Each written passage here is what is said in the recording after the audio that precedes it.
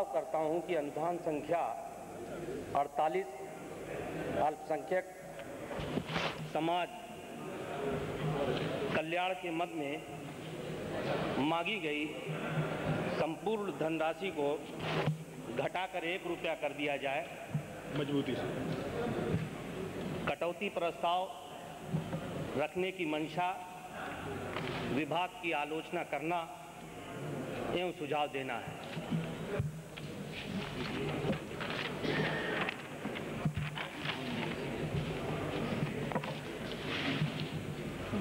अध्यक्ष महोदय, अधिष्ठाता महोदय, आज का दिन बहुत अहम है क्योंकि आज अल्पसंख्यक समाज की बेहतरी और इस समाज में जो उसकी बिगड़ी हुई हालत है, जो उसकी दुर्दशा है, उसको ठीक करने के लिए चर्चा हो रही है महोदय। इसलिए आज का ये दिन बहुत अहम है महोदय। अल्पसंख्यक समाज में यूँ तो मुस्लिम, सिख, ईसाई, जैन, पारसी आदि कई समुदाय के लोग आते हैं, मगर अगर देखा जाए तो उत्तर प्रदेश में इस समुदाय में मुस्लिम समुदाय की जनसंख्या सबसे अधिक है।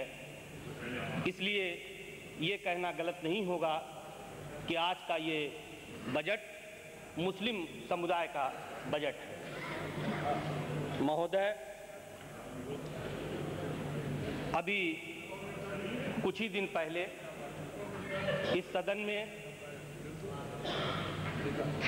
हमारे माननीय संसदीय कार्य मंत्री जी और एक हमारे बीजेपी के जो काफ़ी वरिष्ठ साथी हैं, उनके बीच में मुस्लिम समुदाय को लेकर चर्चा हो रही थी। और महोदय, मैं इन दोनों ही वरिष्ठ नेताओं की बातें बहुत ध्यान से सुन रहा था।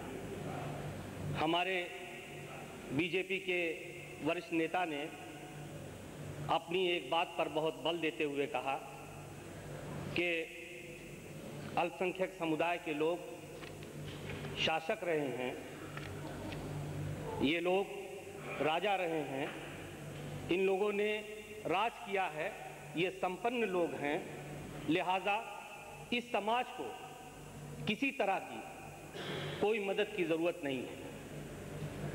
महोदय, ये बात सही है।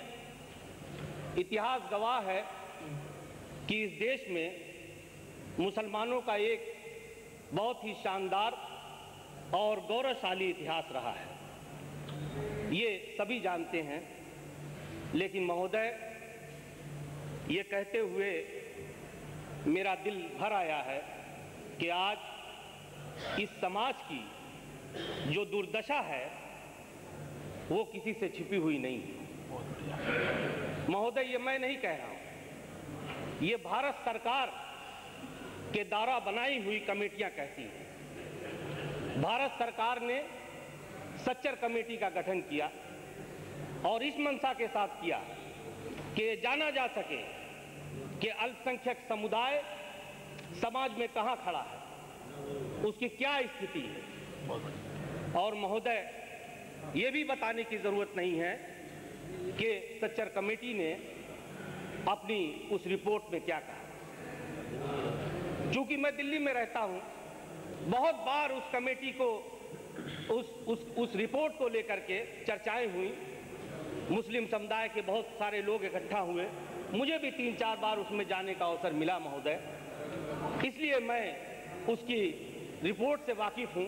मैं उसमें डिटेल में नहीं जाऊंगा क्योंकि उतना समय नहीं है, लेकिन मैं ये जरूर कहना चाहता हूं कि सच्चर कमेटी ने अपनी रिपोर्ट में कहा कि आज इस देश में अगर कोई समुदाय, कोई जाति सबसे पिछड़ी और बदतर हालात में है तो वो मुस्लिम समुदाय है महोदय। इसलिए महोदय, ये एक विडंबना ही है कि वो कौम जो शासक रही है, जो देने वाली रही है, आज मांगने वाली बन गई है महोदय। बहुत दुख के साथ कहना पड़ रहा है कि अब इस कौम के पास देने के लिए कुछ नहीं है। ये एक लुटी हुई विरासत है। अगर कुछ बचा है तो वो है वोट।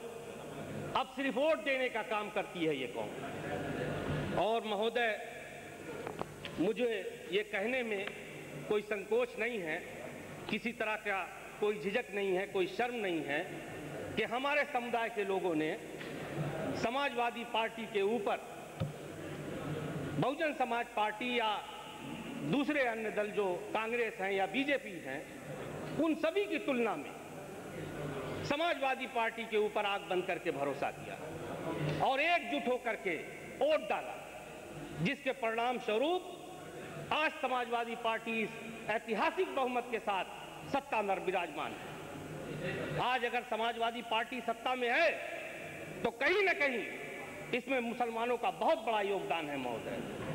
मगर महोदय, मुझे दुख के साथ कहना पड़ रहा है कि मैंने सच्चर कमेटी सरकार द्वारा प्रस्तावित बजट को देखा। इसमें अल्पसंख्यक समाज कल्याण के मद में लगभग 1700 करोड़ रुपया प्रस्तावित है। महोदय, मैं ये मानता हूं, ये बात सही है।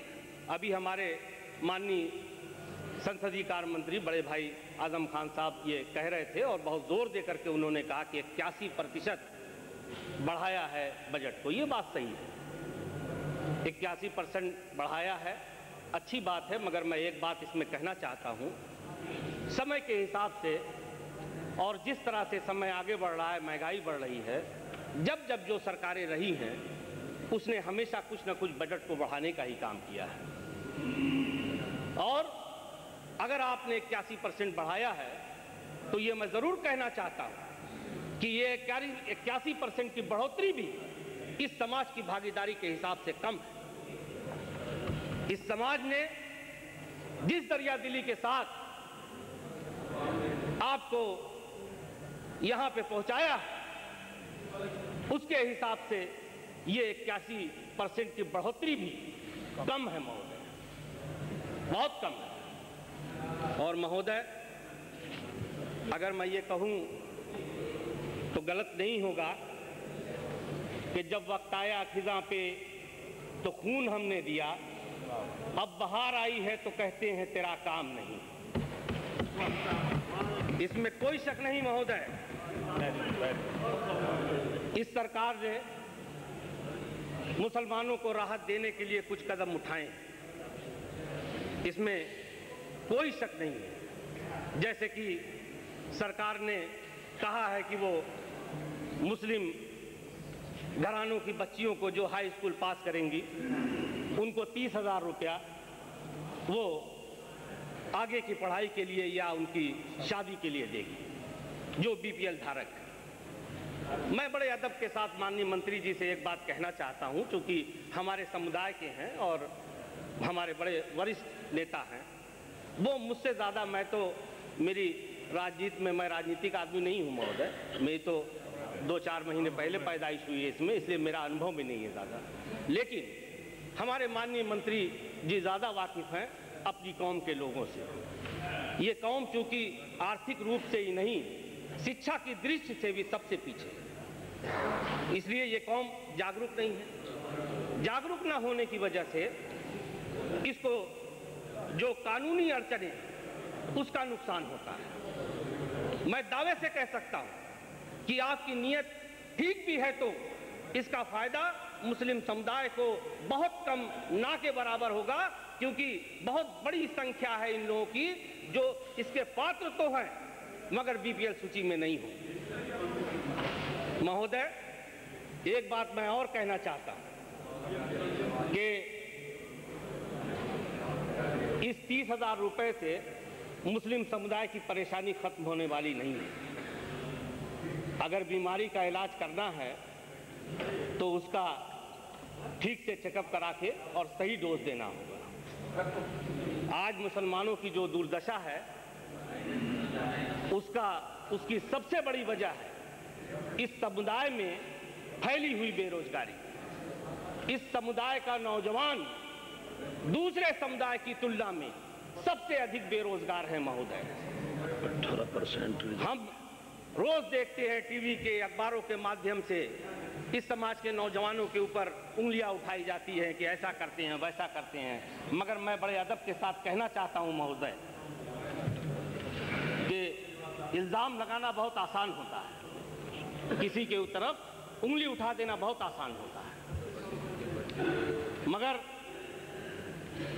ये बड़ा मुश्किल होता है और उसके लिए बड़ी हिम्मत और हौसला चाहिए होती है कि एक बार दिल खोल करके सच्चाई से ये देखा जाए कि अगर ये नौजवान आज रास्ते से भटक रहे हैं तो उसकी क्या वजह है।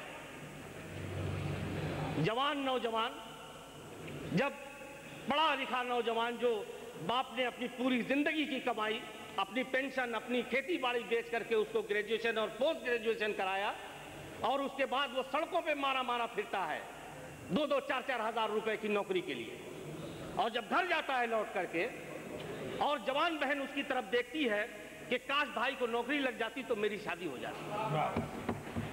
बूढ़े माँ बाप बुझती हुई आंखों से देखते हैं उसकी तरफ कि अगर बेटे को नौकरी लग जाती तो मेरी आंखों की रोशनी वापस आ जाती, मेरा चश्मा बन जाता।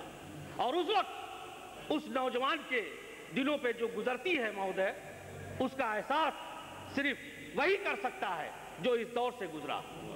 मैं भी मुस्लिम समुदाय से बिलोंग करता हूं, उसी समुदाय का एक सदस्य हूं महोदय, इसलिए इस दर्द का एहसास मुझको है। इसलिए महोदय मैं ये कहना चाहता हूं सरकार से आपके माध्यम से कि अगर सरकार सचमुच मुसलमानों के लिए गंभीर है, अगर सरकार सचमुच ईमानदारी से इस समुदाय की मदद करना चाहती है, तो इस समुदाय को समाज की मुख्य धारा में जोड़ने के लिए सबसे पहले उसको ये देखना होगा, कोई व्यवस्था करनी होगी, कोई रिजर्वेशन बनाना होगा हर तरह की नौकरियों में जो सरकारी भर्तियां हैं, ताकि इस समाज की ज्यादा से ज्यादा भागीदारी सुनिश्चित हो सके। समाजवादी पार्टी ने अपने चुनावी एजेंडे में भी 18% भागीदारी की बात कही थी। महोदय अगर नहीं कही थी तो कोई बात नहीं, मैं नहीं कही थी तो कोई बात नहीं साहब। मैंने सुना है माननीय नेता मुलायम सिंह यादव जी को कहते हुए टीवी पे मैंने खुद सुना है। हो सकता है मैं गलत हूँ, अगर गलत हूँ तो अपनी बात वापस ले रहा हूँ, और मैंने सुना है इसलिए मैं कह रहा हूँ। शाह आलम साहब, हाँ, कितना समय और लेंगे? महोदय देखिए